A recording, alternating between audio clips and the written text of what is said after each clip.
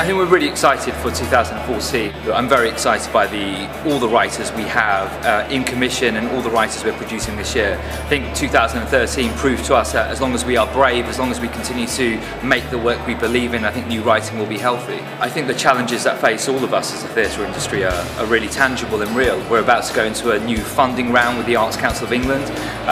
We as a theatre are trying to support new writers at an early point in their career, ensuring that not only producing their work is an important part of this process, but also developing those writers in order that they have the space to grow.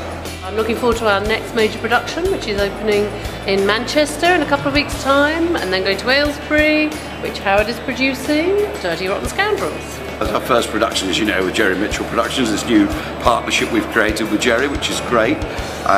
People who know his work from Legally Blonde know what a treat they're in for with him, and those who have been to New York and seen Kinky Boots, which is unquestionably the big hit this year on Broadway, perhaps also know what a treat they're in with his work, which is great. I've seen a couple of rehearsals.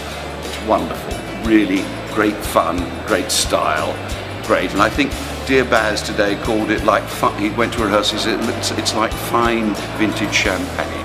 That's his quote, I think, today from the Mail. So you can't say fairer than that, can you?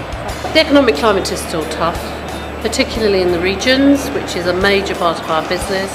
You know, we've got many regional theatres in the UK. I think it's going to be little by little that we see things turn around and audiences coming back. We're also looking forward to more international expansion this year. We've got our first theatre in the US on Broadway, and we're very much hoping to add to the international group of theatres for ATG, so going global. There are a bunch we're working on in Asia Pacific, Australia and Asia Pacific, and there are one or two in North America, and possibly even some in mainland continental Europe. So we've got specific strategies going on in those territories, and it's not going to be easy, but it'd be great to take what's best of British theatre to all these places who want us. They not necessarily us ATG, but they want British theatre, which is great. Our commercial theatre seems to be in brilliant shape, so I hope that continues in the next year. Our public theatre is struggling a little bit, and of course unless the public theatre is really strong, the commercial theatre doesn't do so well either. It doesn't have all the people coming into it that it needs in order to flourish. So what I really hope for the next year is that people begin to understand a bit better how the public theatre and the commercial theatre fit together, and the enormous pleasure people get out of theatres like the theatre I run and the other publicly supported theatres, that people make the case for support of all kinds for the fantastic theatre we produce in this country.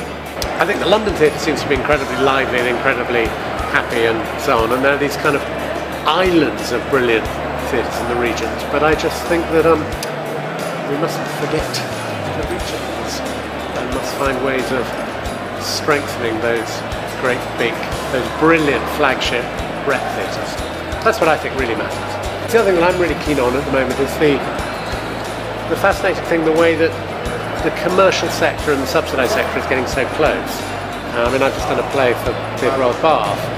And the standards are just the same as in the best of the subsidised sector, and I think that's very, very intriguing, but that seems to be happening more and more.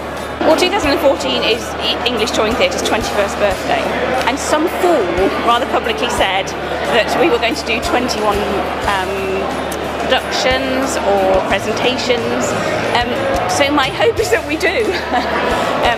No, I rather foolishly said this very publicly, and we're kind of rising to the challenge. I'm kind of hoping that regional theatre really makes its mark this year. I think it should. I think the time's right. I think, you know, English touring theatre are doing a massive amount of work. UK theatre's just starting to establish itself, and I think the Arts Council is starting to readdress some of the imbalance between London and the region. So I really hope that takes a really firm, strong step. My first year as artistic director, so I'm hoping that we manage to knit up the work that we do in London and the work that we do regionally, a bold mix of new writing and reinventing classics. So I'm looking forward to that. Headlong is really all about that mix between what happens in London and what happens regionally. Because the Soul figures were really fantastic about another record-breaking year about how people are turning up to theatre in London, but it's a slightly different story in the regions, and I think it's really important that those of us that get funded from London, it's not necessarily all about a provision for audience members in London. It's about being funded from London but getting the work out around the regions. So trying to crack that nut over the course of the next year will be one of the fun jobs at Headlong. We're in a really great position at Headlong in that we can provide the creative impetus and the artistic imperative, but we can work together with regional partners and use our funding to join some of those things together. So instead of just touring things around in quite a casual way, what we want to do is really embed ourselves with those regional theatres and come up with some fantastic work that way.